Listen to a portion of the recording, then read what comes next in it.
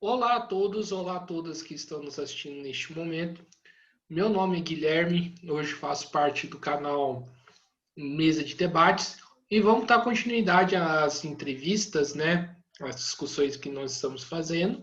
E o tema de hoje, né? Vamos falar um pouco dos petroleiros, falar um pouco da questão da Petrobras, né? Falar um pouco, discutir um pouco, né? Tanto também política nacional e a questão da vacinação, né, com o Rafael, né, do Sintipetro, para ele falar um pouco tanto como está a situação da categoria, né, conforme eu falei, e essas questões que eu elaborei, que eu refleti, né. Rafael, por favor, se apresente. Beleza? Fala, Guilherme. Um alô aí para o pessoal que está vendo o Mesa de Debates. Meu nome é Rafael Prado, eu estou presidente do Sindipetro São José dos Campos Região, sindicato que representa os funcionários próprios da Petrobras aqui na região metropolitana do Vale, né?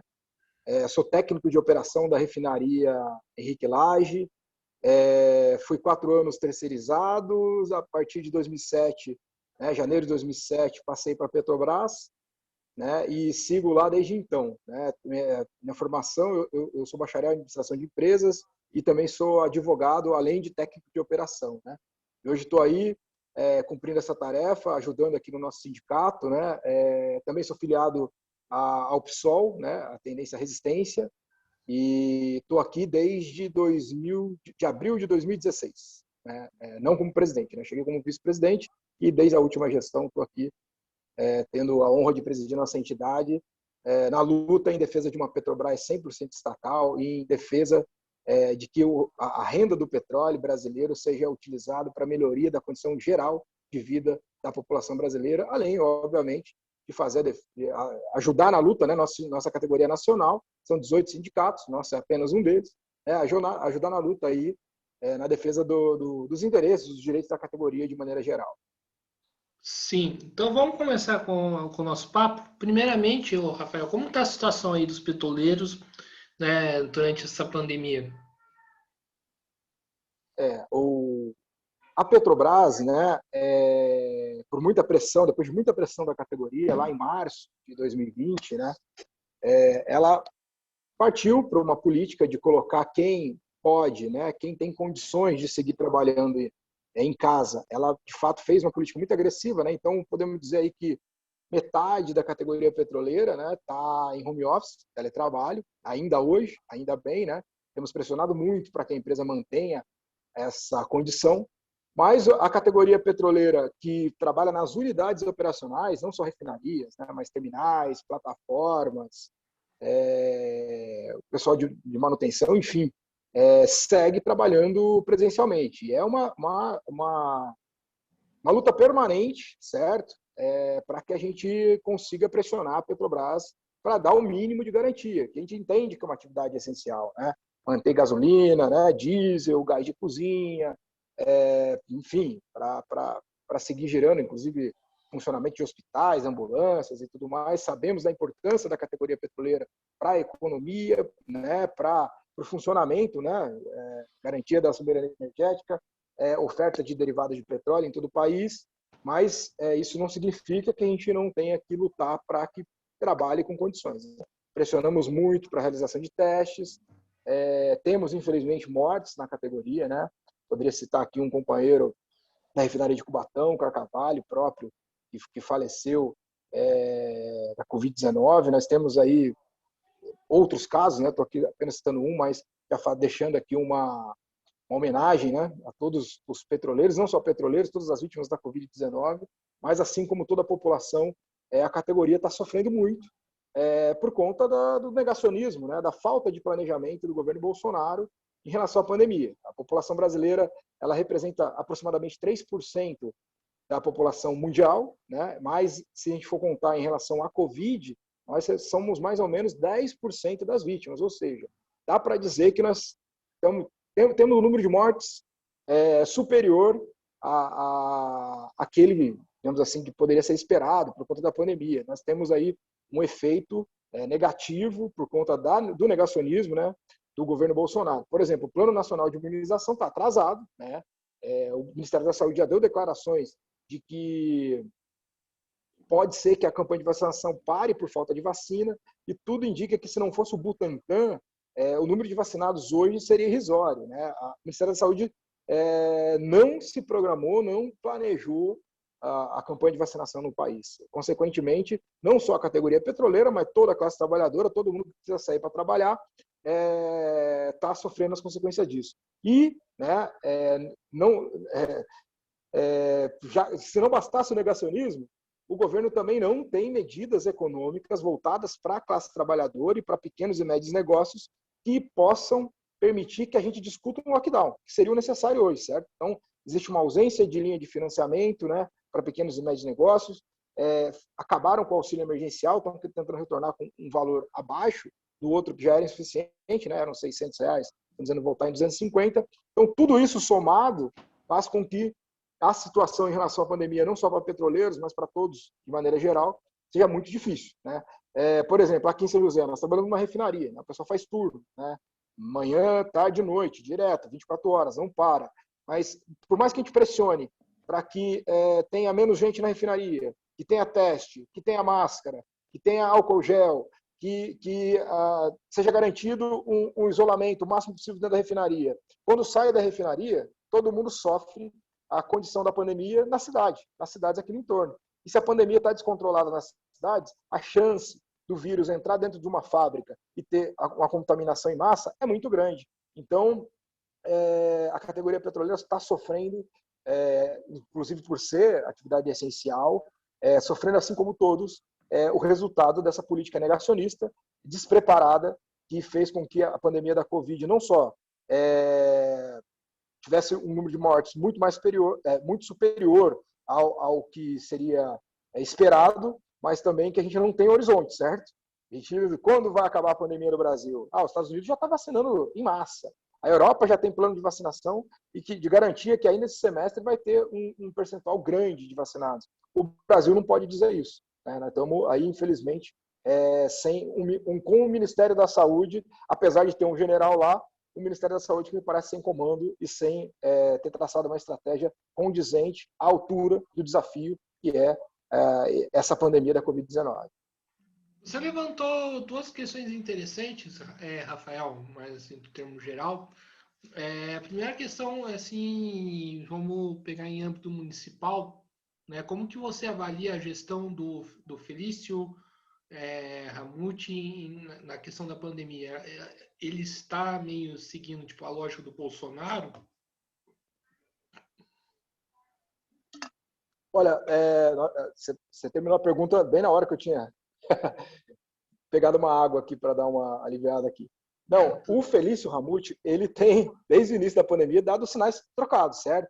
E parece que ele está aí no meio termo. Ele flerta muito com a política do Bolsonaro, né? De negacionismo mesmo, de não assumir a pandemia como um problema real, né? Por exemplo, ele teve recentemente uma frase muito infeliz, quando ele compara o fechamento de um negócio com a perda de um ente querido. Eu não consigo imaginar ninguém da minha família que causasse o impacto do fechamento de uma quitanda, de um açougue, de uma loja. Uma vida é uma vida, não tem cabimento. Mas essa frase é simbólica, certo? Daquilo que o prefeito de São José tem feito desde o início da pandemia. Né? Estamos aí com aulas presenciais, certo? Antes de controlar a pandemia, fazer voltar, os servidores voltarem para a escola. Tivemos a morte de um professor, a gente lamenta muito, né? Então, me parece que ele flerta muito com esse lado do Bolsonaro, certo? Ao mesmo tempo que ele chega a tomar algumas medidas para que não seja identificado totalmente com o negacionismo do Bolsonaro. Mas tudo de maneira insuficiente. Por exemplo, agora, a fase vermelha que o governo Dória declarou em todo o estado me parece insuficiente, certo? Todos os comitês, cientistas, os médicos que estão cuidando de pensar, né? Vamos citar o Miguel Nicoleles, né? o neurocientista que esteve lá no Nordeste, brasileiro, pesquisador, ele deu uma declaração que é o seguinte: hoje por hoje, com as novas variantes e a situação dos hospitais, deveríamos estar falando de lockdown de 21 dias e aceleração do Plano Nacional de Imunização. Qualquer coisa fora disso não atende o cenário de guerra que nós estamos vivendo. Nós estamos com um Triângulo Mineiro com hospitais lotados, Araraquara tendo que fazer lockdown com hospital lotado, né? São Paulo está extremamente pressionado, com o maior número de leitos desde o começo da pandemia. E o prefeito de São José tentou barrar a fase vermelha, né? Eu entendo os comerciantes. Na ausência de uma política do governo federal que garanta um financiamento para que não se feche os negócios, a contradição entre fazer aquilo que é necessário e a sobrevivência, né, ela se agrava, certo? Agora, o político, a liderança, né, o prefeito, no caso, ele tem que se guiar por aquilo que é correto. E não dá para o prefeito de São José dos Campos, essa cidade importantíssima, ficar aí no meio, né, sem assumir uma posição. Seria muito bom se Felício Ramute tivesse enfrentado a questão, né, apesar de todos os gastos políticos, enfrentado a questão da pandemia, ter dado exemplo, por exemplo, de não ter aberto as escolas antes do controle da pandemia, antes de garantir a vacinação para o professor, enfim. Mas não, né? O que temos aqui é um Felício com uma atitude dúbia, né? Que toma algumas atitudes, por exemplo, quando ele antecipou a fase vermelha algumas semanas atrás, até uma semana antes do governador, né, João Dória, foi bom, né? Apesar de insuficiente, foi bom, mas agora que o Estado está extremamente pressionado, ele tenta barrar na justiça, né? E apesar, já caiu, né? O STF já derrubou a liminar que ele tinha conseguido, mas essa sinalização é muito ruim, até pelo seguinte, né? Existe um trabalho de conscientização que o Bolsonaro, por exemplo, não está fazendo, de incentivar as pessoas a se isolarem, incentivar as pessoas a usarem máscara, mostrarem para a pessoa que a pandemia é séria, que o vírus pode matar, né? E quando o prefeito de São José também não faz isso, nós acabamos vendo aí, né? Tem bar lotado, enfim. É muito ruim que um governante como o Felício fique nesse meio termo. Me parece que é essa a posição do Felício, né? Ele está entre o negacionismo do Bolsonaro, né? Mas ele procura se diferenciar um pouco, até porque a posição do Bolsonaro é muito ruim, mas sem tomar a atitude que precisa. Aqui no nosso sindicato, por exemplo, agora com a fase vermelha, nós já estávamos funcionando com restrição, com atendimento com hora marcada e com pouca gente dentro da sede. Nós fechamos, não está tendo atendimento presencial agora, deixamos todo o sindicato à disposição dos sócios, porém por telefone, para incentivar, inclusive, as pessoas a ficarem em casa diante da necessidade, para contribuir, né, fazer nossa pequena parte na contenção aí dessa pandemia, da circulação do vírus. Até porque circular o vírus pode fazer com que surjam novas variantes, né, como foi lá em Manaus, por exemplo, essa variante que está assustando a todos. Nós vimos lá uma tragédia humanitária, falta de oxigênio. Esperamos não ver isso em mais lugares e que Manaus se recupere e possamos todos vencer a pandemia. Sim. Você falou um pouco da questão do Dória, Rafael. Né? Eu faço uma pergunta. Assim, o Dória, desde o começo, né, que foi decretada de fato, né, a pandemia no Brasil, essa semana vai fazer um ano, né? O Dória se posou como um defensor da ciência e dos métodos estabelecidos pela OMS e ao contrário do Bolsonaro, né, o negacionista e tudo mais. Só que ele reabriu as escolas, né? O que é que é bastante contraditório, né? Como que você primeiramente avalia a atuação do Dória nesse momento? E essa reapertura, eu fiz essa pergunta, inclusive, para muitos professores, né? Essa reapertura mostra um caráter demagogo do Dória? Olha, sem dúvida, né? O Dória ele se aproveita da posição extremada do Bolsonaro, né? O Bolsonaro negou a pandemia desde o início, fala contra a máscara, negou a gravidade da doença, não se preparou para uma mínima campanha de imunização, ou seja, é uma política extremamente ruim, né? O Dória, se aproveitando disso, ele fez um pouquinho, né? deu algumas declarações, né, alertando a população, enfim, né, defendeu o uso de máscaras, né, manteve aí uma mínima postura levando a sério, né, o enfrentamento da pandemia, o que fez com que ele se diferenciasse do Bolsonaro. Porém, toda vez que chega na hora de tomar uma decisão firme, certo? De realmente contrariar interesses de quem está pressionando, de manter comércio aberto, e mostrar para as pessoas que o lockdown, o isolamento social é necessário, né? O Dória vacila, o Dória toma decisões contraditórias, como você falou. Né? O fato dele ter declarado fase vermelha em todo o estado e ter mantido as aulas presenciais mostra que ele concorda com a ciência, mas até a página 2. Né? É um pouquinho de ciência e muito populismo de direita, dialogando com essa base que pressiona, que não quer saber de lockdown, né? Que é um atraso, e é por isso que o Brasil está virando o que está virando. Então, acredito que por mais que o Dória tente parecer muito diferente do Bolsonaro, na hora de tomar decisões chaves dessa pandemia, ele tem vacilado muito. O Butantan, por exemplo, que é o responsável pela maior parte da oferta aqui, né?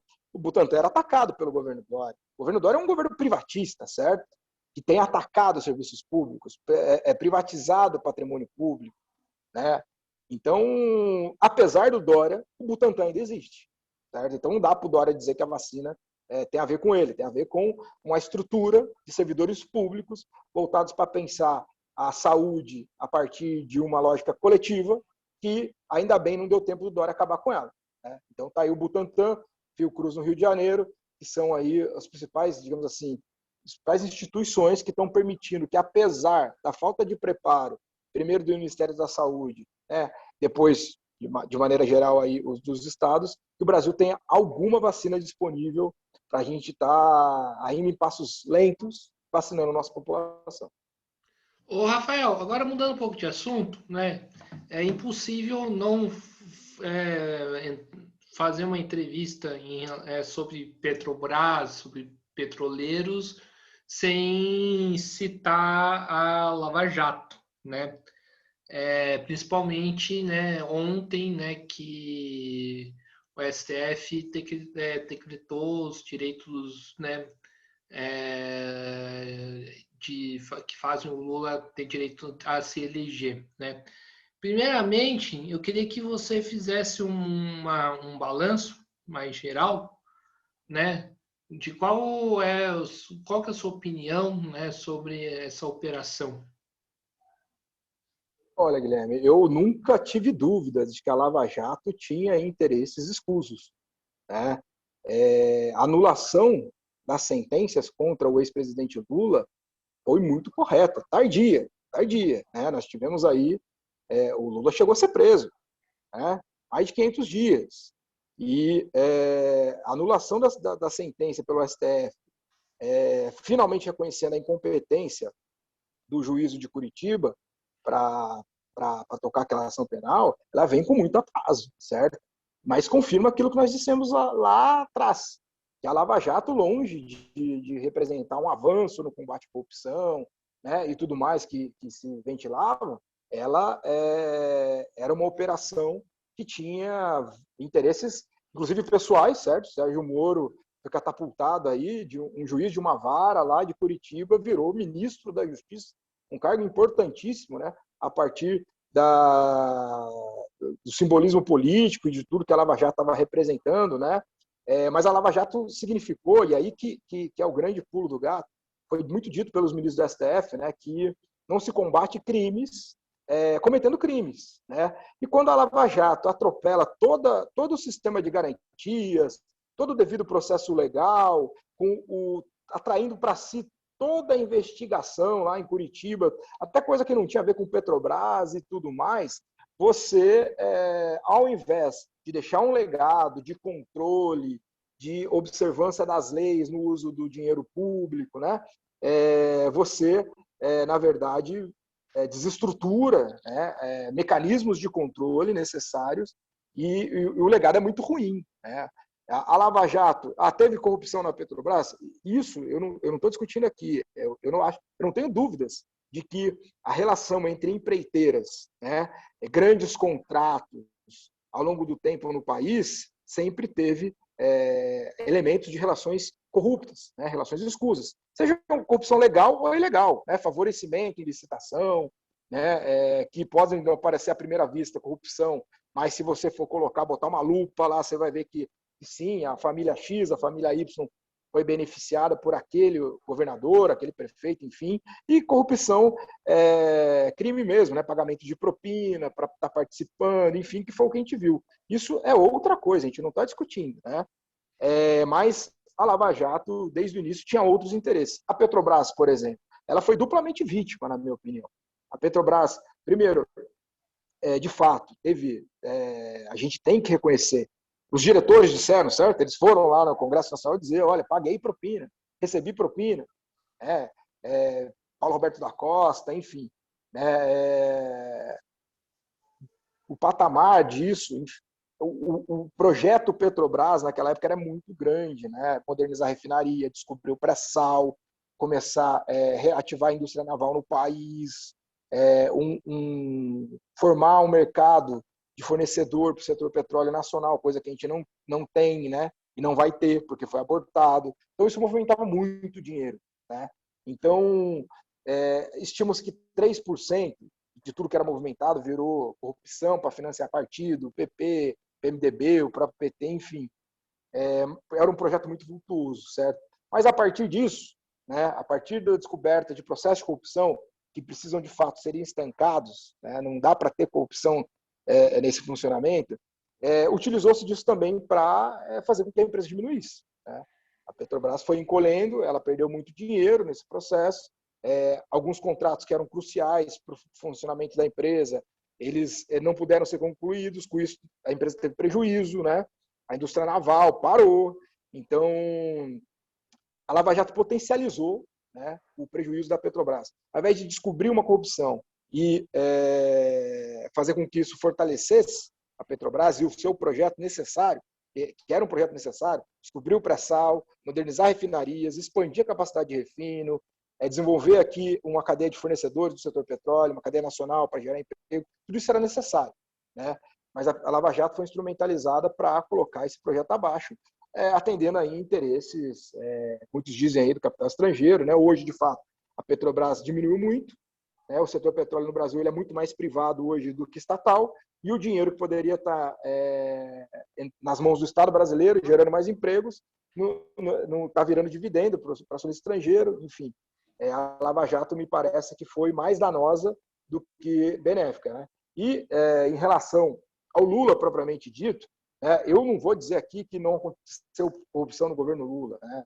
Não dá para dizer isso. Outra coisa os processos que o Lula enfrentou, eles foram justos? Eu tenho certeza que não.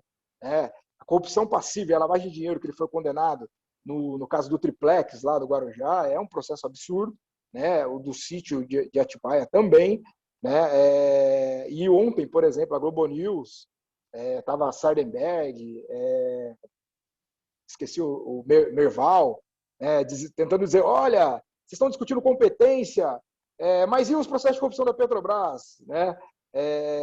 Me parece que essas pessoas não fizeram o cálculo de que esse tipo de lógica, de que vale tudo, direito penal do inimigo, não obedecer às garantias individuais, o devido processo legal, para que de fato você só possa ser punido por aquilo que você cometeu, né? Mas que instrumentalize o sistema penal, o direito de punir do Estado, para pegar um inimigo político, no caso Lula, né, para eles, que isso foi o que abriu, né, construiu um estado das coisas que permitiu que chegasse Jair Bolsonaro no poder, né? A Lava Jato e Bolsonaro são parte de um mesmo processo, né? Então, não vai ser, né, colocando abaixo o pouco que o Brasil construiu dentro de uma lógica de Estado democrático de direito, nós sabemos que isso de fato não existe no país. Nós estamos vendo aí a polícia militar, por exemplo, que invade casas nas periferias, crianças morrendo nas favelas do Rio de Janeiro com balas que nunca são perdidas, sempre acham os corpos de crianças pretas e pobres, mas o pouco que a gente construiu não vai ser acabando com isso, que nós vamos construir um país melhor e sem corrupção. Pelo contrário, né? E a Lava Jato foi um elemento regressivo na discussão sobre se ter um país com menos corrupção ou mais corrupção, certo? E parece que nós temos que pegar isso como lição e não repetir, né? Não dá para ter mãos limpas com vários atos sujos, certo? Como foi dito pelo STF, né? Mas é óbvio, o STF não é o STF que está salvando o país, né? Isso que nós estamos vendo já estava sendo dito lá atrás, lá desde 2016. O STF fechou os olhos, em boa parte desse processo foi cúmplice das condenações que tiraram, por exemplo, o Lula da corrida 2018. Eu não apoio o projeto político do Lula, mas tenho certeza que ele tinha que ter tido o direito de se candidatar em 2018. Né? Foi um tremendo equívoco a saída, a retirada do Lula a partir de uma condenação injusta, né? Que deu em Bolsonaro, né? Estamos dizendo aqui, e nós temos que ter certeza disso, certo? Isso não significa dizer que está tudo certo no governo do PT, não. Eu acho que muito do que a Petrobras sofreu foi porque não fez o Brasil não encarou uma necessária reforma. Por exemplo, a Petrobras é uma empresa estatal com capital aberto. Quando se descobre o pré-sal, obviamente, essa contradição originária poderia se potencializar, e foi o que aconteceu.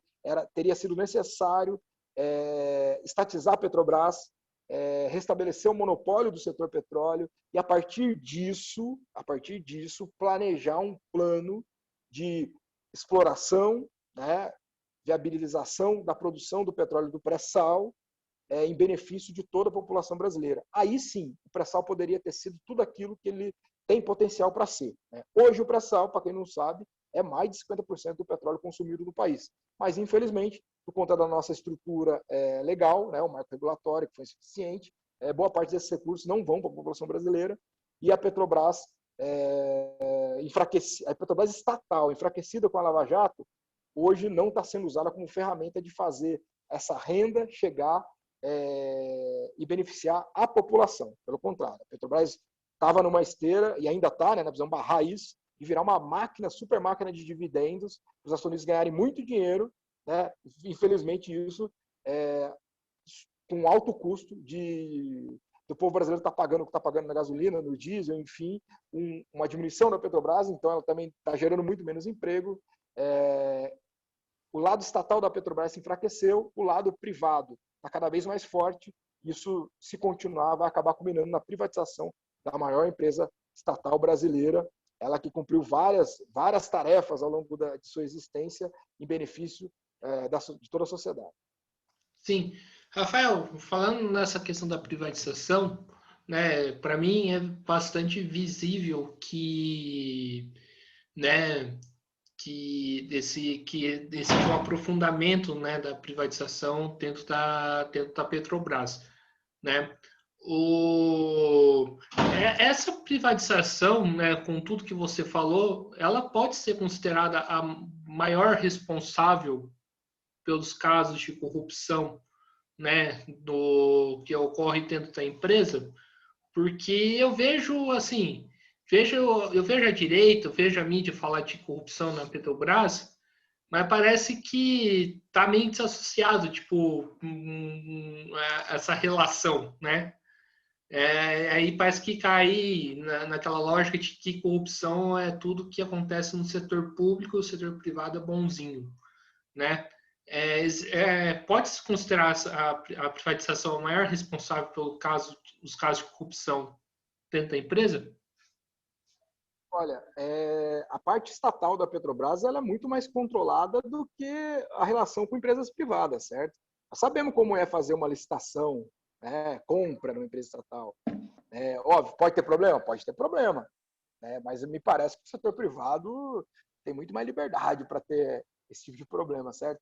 Ao fim e ao cabo, os processos que descobriram com as empreiteiras, a relação promíscua que algumas empreiteiras travaram com diretores da Petrobras, as empreiteiras são todas privadas, certo? Eram famílias aí, Andrade Gutierrez, né? A própria Odebrecht, são todas empresas privadas, né? Eu acho que é um falso debate essa questão de se o setor privado, o setor estatal tem mais ou menos corrupção. Eu acho que tem mais controle Corrupção, primeiro, que acho que tem a ver com a dinâmica de funcionamento do próprio capitalismo. Poderíamos entrar nesse debate, desviar aqui um pouquinho, mas não conheço um período, um lugar, né, nesse mundo capitalista que você não tenha que lidar com corrupção. Né? O que você vai ter é mais ou menos controle. Né?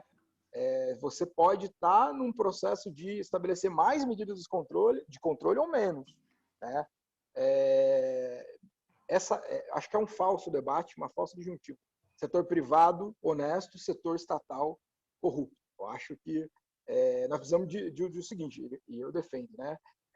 Cada vez mais um Estado que mude, um Estado que atenda a interesses cada vez mais coletivos. Né? E parte dessa mudança de um Estado, por exemplo, que beneficia o setor privado, como é hoje o Paulo Guedes no Ministério da Economia, que no início da pandemia liberou o compulsório dos bancos, isso na casa do trilhão de reais, certo? E não exigiu nenhuma contrapartida. Né? Esse é um Estado montado para atender interesses privados, de uma determinada classe. Né? Eu acho que, na esteira da mudança desse caráter de Estado, construindo um Estado de outro tipo, um Estado que possa atender a população, né? De conjunto vem mais medidas de controle, mais observância do uso desses recursos. Eu acho que temos que entender como um processo, e não um debate simples, de se Estado corrupto, iniciativa privada honesta. Pelo contrário, eu acho que nós precisamos encarar que o próprio Estado hoje, né, hoje ele é tomado por interesses privados. Né? As principais medidas do Ministério da Economia, do Bolsonaro, são no sentido de beneficiar interesses privados e não a população brasileira de maneira geral. Rafael, você fala do dinheiro da Petrobras que poderia ter ficado aqui no Brasil e ter se revertido para os interesses da população. Você acha que a Petrobras poderia cumprir um papel mais superior, por exemplo, nessa pandemia? Olha, o que eu quis dizer com isso é o seguinte, né? A Petrobras, quando ela descobriu o pré-sal, óbvio, sabia que o pré-sal ia se tornar uma realidade.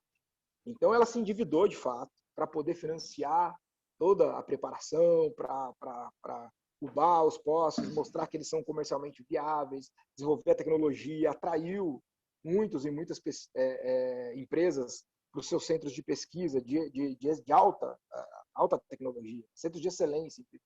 Né? E, de fato, ela conseguiu fazer com que o pré-sal se tornasse uma realidade. Hoje, que o pré-sal tem uma produção formidável, né? Garante, o Brasil hoje chega a quase 3 milhões de barris dia entre pós-sal e pré-sal, e o custo de produção do petróleo do pré-sal ele é baixo, né? E você tem, inclusive, por isso você tem uma margem alta, né? A Petrobras, ela infelizmente está voltada para ela está sendo gerida como se fosse um banco, certo? Existe uma financiarização da gestão da Petrobras. Então, se busca a maior margem de lucro em todos os processos. Se busca aumentar a possibilidade de pagamento de dividendos em todos os seus processos. Consequentemente, a população brasileira ela vai sendo excluída da utilização desses recursos. Por exemplo, é verdade que se a Petrobras não vender essa gasolina e o diesel a esse preço, ela vai ter prejuízo? O que eles fazem, na verdade, é um prejuízo contábil. Nós calculamos, certo?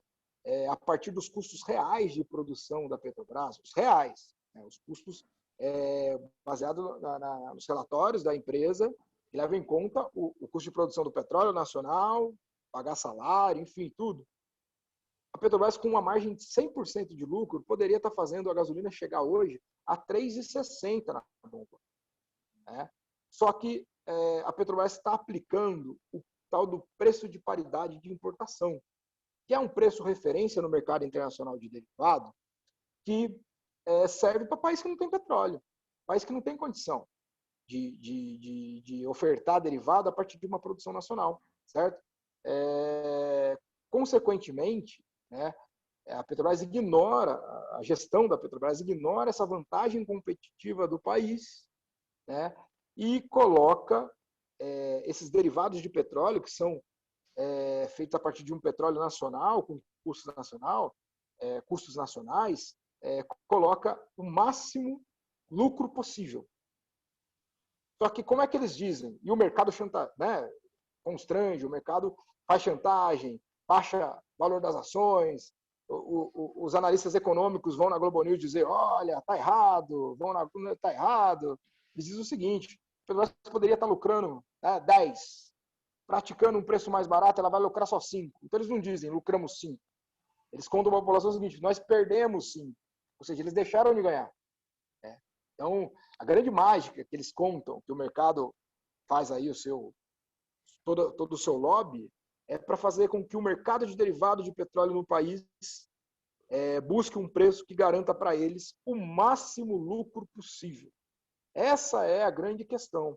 Consequentemente, aí você falou, a Petrobras poderia estar cumprindo um papel superior. Eu não tenho dúvidas, certo? Porque nós estamos falando de gasolina e diesel. E o gás de cozinha? Hoje está preços proibitivos, expulsando centenas de milhares de famílias do uso de gás de cozinha. O pessoal está voltando a cozinhar a lenha. A pandemia é uma situação de aumento de desemprego, perda da renda do trabalhador informal, está mais difícil viver. Né? E com a Petrobras aplicando uma política de preço que privilegia os interesses do acionista estrangeiro, certamente está deixando de utilizar a renda do petróleo, certo? Em benefício da população. E como seria isso? Aproveitar a margem de lucro da exportação de óleo cru, que hoje nós produzimos mais do que consumimos, e fazer com que isso possa subsidiar o uso de derivados de petróleo aqui dentro. Cara, isso está certo? Isso está errado? Países produtores de petróleo não fazem uso do PPI. Dá um exemplo, a Dinamarca. A Dinamarca tem uma política de precificação própria. Tem uma política que utiliza essa margem para não repassar toda a oscilação do barril de petróleo para a bomba. Né? Consequentemente, protege a economia interna. Né? O Brasil tem condição hoje de fazer uma política dessa, de manter pela eficiência da Petrobras, que tem custos de produção baixíssimos, né? Nós temos condição de ofertar derivado de petróleo abaixo do mercado internacional, mantendo uma Petrobras lucrativa, mantendo uma Petrobras saudável e capaz de se financiar e pagar dividendo. Né? Nós temos essa condição. Agora, é que eles querem o máximo lucro possível. Então, eles querem ganhar com a exportação de óleo cru, certo? Eles querem ganhar com a máxima margem no derivado, eles querem ganhar com isso, você abre mercado para comprar diesel lá nos Estados Unidos e vender aqui dentro, porque está tão caro que às vezes vale a pena comprar lá fora e vir ofertar aqui dentro. Então, hoje você tem aí uma categoria de traders, né? Criaram uma tal de ABICOM, que nunca existiu aqui, com a Associação Brasileira de Importadores de Combustíveis, que nunca existiu. Né? Criaram aí para fazer lobby, para pressionar o CAD, gente que quer ganhar, diminuir a Petrobras, diminuir o aspecto estatal da Petrobras, para que possa abocanhar parte do mercado de derivado de petróleo no país. E tudo isso às custas do bolso do povo brasileiro. Como reverter isso? Fortalecendo o aspecto estatal da Petrobras. Primeiro, as refinarias hoje têm capacidade ociosa de produção. Elas poderiam estar refinando 20% a 30% a mais. Isso aumentaria a oferta de derivado aqui dentro. Certo? Segundo, não vender as refinarias. Eles estão dizendo que vão vender 8 refinarias. Se vender essas refinarias, aí nós perdemos essa capacidade.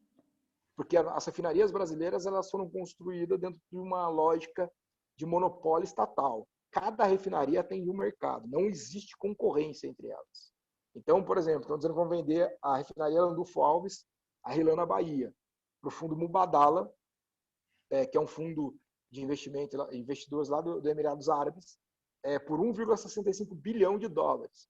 Especialistas dizem que esse seria o preço de metade da refinaria. Estão vendendo a preços baixos. Por óbvio, a economia está lá embaixo. Nós sabemos que é o pior momento para se desfazer de ativos, certo? No momento em que a economia global, por conta da pandemia, está lá embaixo, vender qualquer coisa não faz sentido. Mas a gestão atual da Petrobras, o Castelo Branco, está vendendo 8 refinarias. E a primeira que está virando a esquina aí é essa da Bahia. Não vender essas refinarias é fundamental para a gente continuar tendo essa capacidade. Fundamental. Né?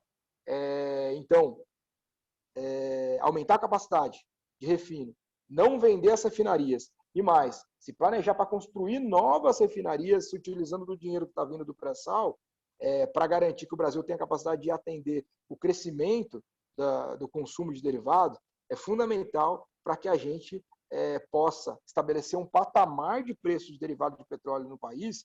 Nós sabemos que por mais que se fala de transição energética e tal, não vai ser agora, né? Coisa para 20, 30 anos. Essa é a possibilidade do Brasil não ter de conviver com os altos preços de gasolina e diesel na bomba, gás de cozinha e de maneira geral, porque petróleo, derivado de petróleo serve para muita coisa, né? Então, a alta do preço desses derivados faz com que a inflação suba, alimentos, enfim. Então, uma Petrobras estatal, a reforçar o papel estatal da empresa, que foi por isso que ela foi criada, é fundamental, é peça-chave para que a gente possa reverter o atual quadro que vem trazendo muita insatisfação, né? Estamos falando aí, Guilherme, do barril de petróleo subir cada vez mais, certo? A campanha de vacinação nos Estados Unidos está avançando. Consequentemente, a economia norte-americana vai passar a consumir mais derivados. Aquele povo anda de SUV. Aquele povo, existe uma política de incentivo ao transporte individual por lá, certo? Isso vai fazer com que o preço do barril de petróleo suba. E a OPEP, recentemente, também decidiu que no próximo mês não vai subir as suas cotas de produção, porque a produção de petróleo a nível global ela é regulada, e seu principal ator é a OPEP, né, que define se a produção vai subir ou não.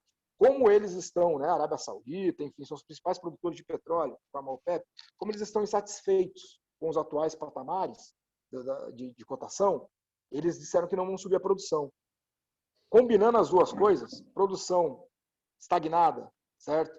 Com aumento do consumo a partir do avanço da imunização da população da Europa e dos Estados Unidos, né?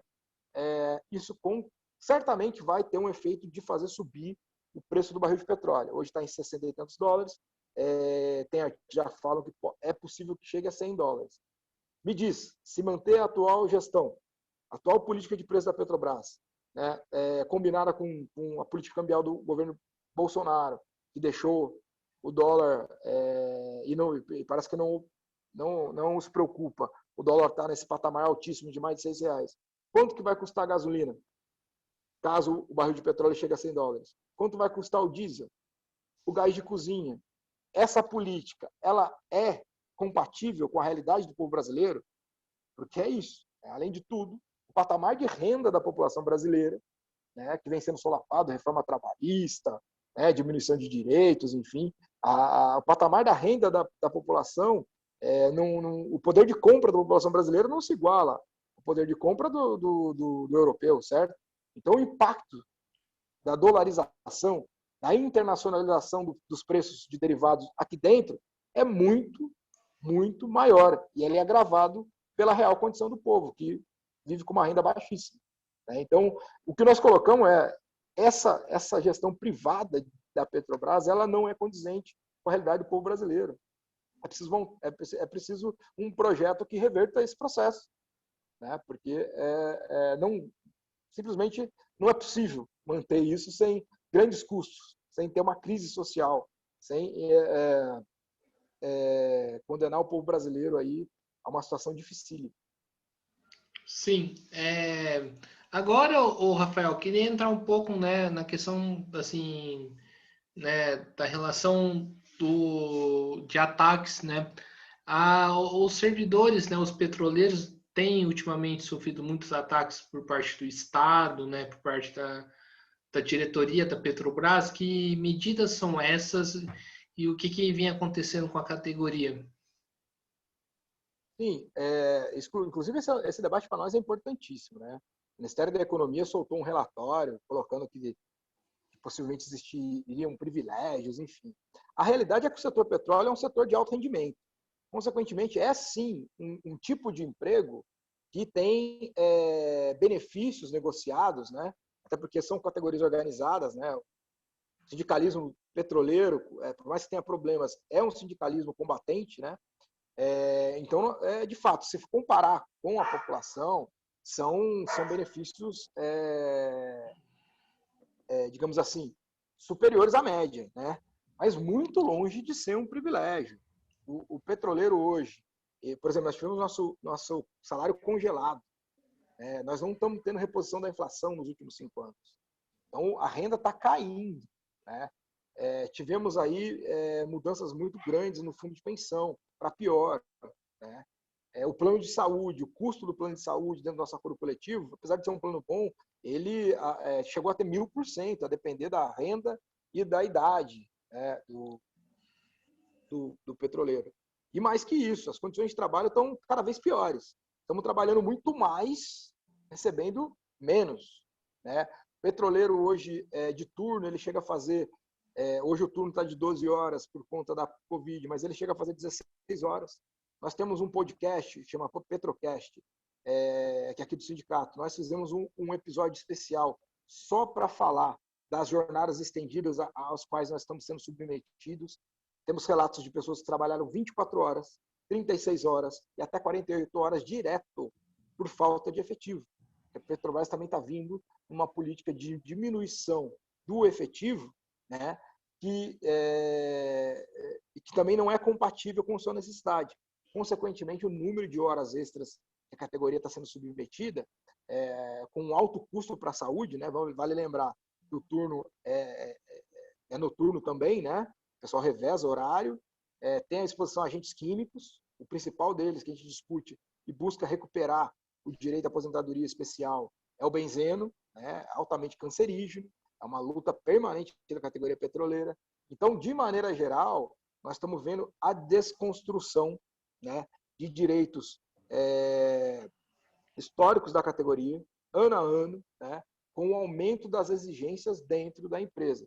Muito petroleiro, nós temos graves problemas de doenças mentais também, né, psicológicas, estresse, né, ansiedade, dificuldade para dormir. Tudo isso tem se agravado nos últimos anos, porque isso, essa política que busca o máximo de dividendo para o acionista, busca privatizar, ela tem esse lado da relação com o trabalhador. O trabalhador é visto como custo, certo? Ele não é visto como algo necessário. Então, se eu puder entregar, ter o que o trabalhador faz hoje pela metade do preço, eu vou tentar fazer isso. E é isso que essa lógica atual da Petrobras está fazendo. O acordo coletivo da categoria vem sendo atacado ano após ano, o salário vem sendo congelado, ou em anos que a gente tem reajuste, não repõe minimamente a inflação, né? E de maneira geral, assim como toda a população brasileira, nós estamos sofrendo com esse último período que tem sido caracterizado com ataques, né? Diminuição de salário e de direitos. E, mesmo comparando com outras empresas do setor, ao contrário do que dizem, né? Nós fizemos um estudo, está lá no nosso site também, com o IBEPS, que é um parceiro nosso, o Instituto Brasileiro de Estudos Políticos e Sociais, que faz o acompanhamento do setor com indicadores econômicos para que a gente tenha embasamento, né, para discutir com a empresa, mostra que, comparado com a BP, com o Shell, as principais empresas do setor petróleo, o petroleiro da Petrobras ganha 35% a menos, né? Mas eu não gostaria de falar só sobre a situação dos próprios, né? Apesar do nosso sindicato não representar os prestadores de serviços, os que comumente nós chamamos de terceirizados, existe uma grande diminuição do nível salarial e de direitos entre os trabalhadores terceirizados, né? Além do fechamento de vagas, né, que a gente estima que é na casa de 300 mil vagas de emprego fechadas em todo o país, a partir da diminuição da Petrobras várias encomendas da empresa que, ao invés de serem feitas aqui dentro, estão sendo feitas em Singapura, China, né? Além da diminuição de vagas de emprego, esse excedente de mão de obra que está se formando está sendo utilizado por eles para diminuir o valor dos contratos. Consequentemente, o trabalhador terceirizado, né, o prestador de serviços dentro da Petrobras também hoje está ganhando menos. Está cada vez pior a renda também do petroleiro prestador de serviços. Então, esse processo privatista que financiarizou a Petrobras atingiu não só os petroleiros próprios, com fechamento de vagas de emprego, a categoria petroleira própria chegou a ser 85 mil pessoas, hoje é próximo de 40, com eles tendo um horizonte de chegar a 30 mil só, mas também os prestadores de serviços, que tivemos aí um fechamento de mais ou menos 300 mil vagas. Sim, Rafael, eu queria que, na verdade, você reforçasse. É uma discussão que tanto eu, tanto você, a gente já sabe já o motivo, né? Mas acho que é importante perguntar e é importante que nosso ouvinte, né, saiba assim dos interesses, né? Aprofunde nessa questão, né? Que é na questão da relação imperialismo, né? Das grandes potências com a Petrobras. Qual é o interesse que existe por trás dessa empresa? Olha, a gente pode dizer que existe um equilíbrio na geopolítica do petróleo, que é a relação entre os Estados Unidos e a OPEP, certo? Os Estados Unidos, que é muito preocupado com a democracia nos países aqui da América Latina, não me parece preocupado, por exemplo, com a democracia na Arábia Saudita, né?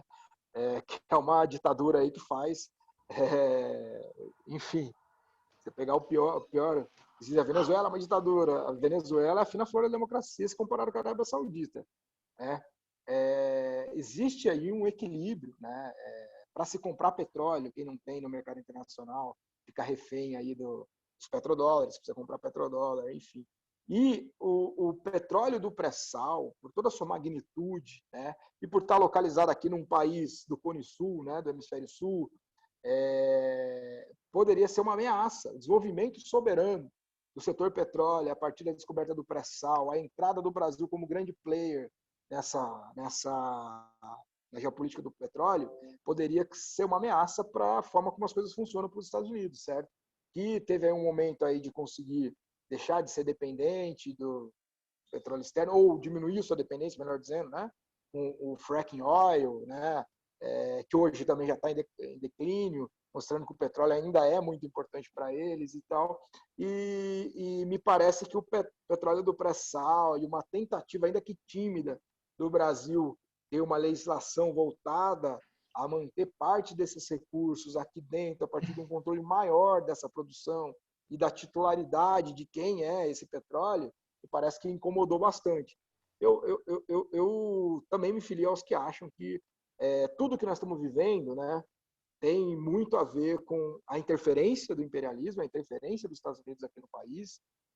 A Petrobras, por mais que o governo Lula não teve, o governo Lula depois do Dilma, né, o governo Dilma, por mais que eles não tivessem avançado numa discussão de estatização total da Petrobras, recuperação do monopólio, né, que foi quebrado em 97, estabelecimento do monopólio do setor, para que esse importante setor fosse colocado a serviço do desenvolvimento do país, e parece que mesmo as tímidas mudanças que foram feitas incomodaram bastante, né?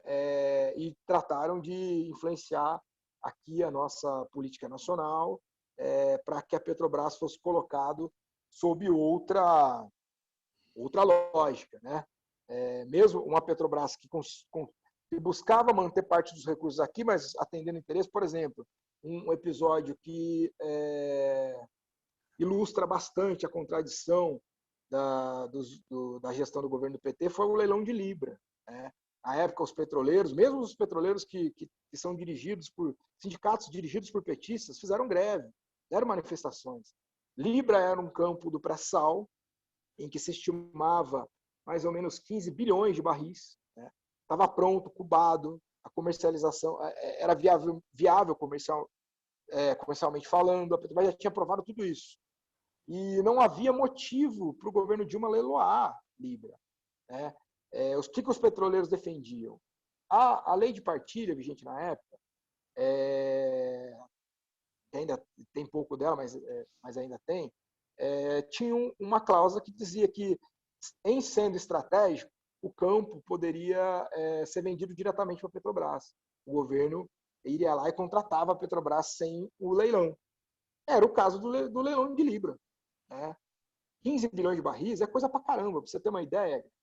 O petróleo do pós-sal, o Brasil sempre teve reservas provadas na casa de 13, sempre não, né? Mas nos últimos tempos, antes do pré-sal, era na casa de 12, 14 bilhões. Então, só o campo de Libra representava toda a reserva de petróleo que o Brasil declarava ter. Então, por que nós íamos leiloar?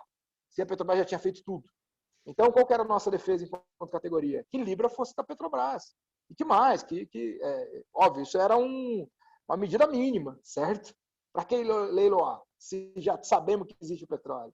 Então, Libra foi leiloada, ficou da renda total desse petróleo de Libra, na época, se eu salvo engano, era 40 e tantos por cento para a União, foi o menor patamar, né? Porque não teve disputa, com um consórcio entre Petrobras e algumas estatais chinesas, então foi extremamente ruim, né? Esse é um episódio que mostra que as contradições, certo, da gestão dos governos do PT para o setor. As pessoas dizem, mas se não tivesse feito isso, o golpe viria antes. Eu também acho que foi um golpe, o impeachment da Dilma. A real não se enfrentou a questão de estatizar o setor petróleo e o golpe veio do mesmo jeito, 3 anos depois. Então, assim, acho que tem dedo do imperialismo, a gente sabe que a nossa posição, né, na periferia do capitalismo, e nós precisamos discutir isso, certo? Quem quiser discutir Brasil, discutir uma mudança na nossa condição de vida, enfim, precisa colocar esses elementos na hora de fazer sua análise, certo? E no setor petróleo, eu acho que isso fica ainda mais proeminente, né? E para mim parece evidente que o pré-sal é parte, né? Tem a crise de 2008, a necessidade do capital de recuperar suas taxas de lucro, o endividamento dos estados, enfim, tem uma série. O capitalismo não conseguia decolar, né? Enfim, todos esses elementos são importantes levar em conta, mas eu tenho certeza que a capacidade de produção do petróleo e do pré-sal fez com que eles voltassem os olhos para o Brasil e fossem parte na construção daquilo que culminou, de um processo que culminou no impeachment da Dilma, apesar de todas as contradições que estavam dentro da gestão dos governos petistas, que inclusive aumentaram durante o primeiro governo da Dilma e o início do segundo. Sim, agora vamos para o último bloco, Rafael, né, na questão para falar de sindicato, né, centrais sindicais, né, e burocracia sindical. Eu tenho uma seguinte impressão, cara. Eu acho que, assim, com o tanto de absurdo que acontece nesse país, era para o sindicato ter virado esse lugar aqui de cabeça para baixo, tacado fogo, né? Por conta, assim, desde a época, por tanto de absurdo que acontece, né? O próprio governo Bolsonaro já mostra isso. Contudo, né, a gente sabe que, né, não é assim, não é isso que está acontecendo, né? O que acontece com os centrais, com os sindicatos no Brasil e o que está faltando para ter mobilização e qual que é a sua avaliação dos sindicatos que, né, da própria FUP, né, e dos sindicatos petroleiros? Essa bola bem dividida, né? Essa aí para a gente conversar é importantíssima, questão importantíssima. Mas como eu sou parte da direção de um sindicato, né? Como a gente falou, então sempre um assunto delicado, né? Quando a gente vai tocar. Eu não estou entre aqueles que acham que é só um problema de direção, né? Que existem direções domesticadas, fizeram a experiência do governo de conciliação, né? Parte dos dirigentes históricos que viveram a ascensão daquilo que se chama de novo sindicalismo, né? A formação da CUT, os tertores da ditadura, que culminou no Partido dos Trabalhadores e tudo mais. Essas pessoas foram fazer parte do Estado durante os governos do PT, enfim. Existiu uma domesticação, que eu acho que é evidente, uma mudança de postura da CUT e tudo mais, que é a maior central sindical, certo? E por isso mesmo, quando você vai analisar isso, quem não olhar para a CUT não tá afim de olhar para a realidade, né, e fazer uma análise consequente. Acho que essa parte do problema, né? A mudança de perfil das direções, a adaptação das instituições é parte, né? Mas também tem toda uma conjuntura, certo? Os sindicatos, de maneira geral, sofreram desgaste, né? Existe o neoliberalismo, existe uma mudança. A experiência que que a classe trabalhadora fez no governo do PT, de maneira geral, né, com os partidos reformistas no mundo, após a queda dos Estados operários, da União Soviética, a queda do muro, né? Enfim, essa perda de um horizonte socialista, né, como possível. Eu acho que eu considero a queda dos Estados operários, apesar de toda a discussão, né, da burocratização, a degeneração dos Estados, do stalinismo, enfim, mas a perder o Estado operário, perder a restauração capitalista, o fim da União Soviética é regressiva, né? Eu acho que tudo isso coloca a gente aí digamos assim, os sindicatos hoje têm uma relação diferente, né, com a classe. Eu acho que eu também acho que digamos assim, a gente viu, poderia estar vendo um outro patamar de relação dos sindicatos com a situação difícil que a gente está vivendo.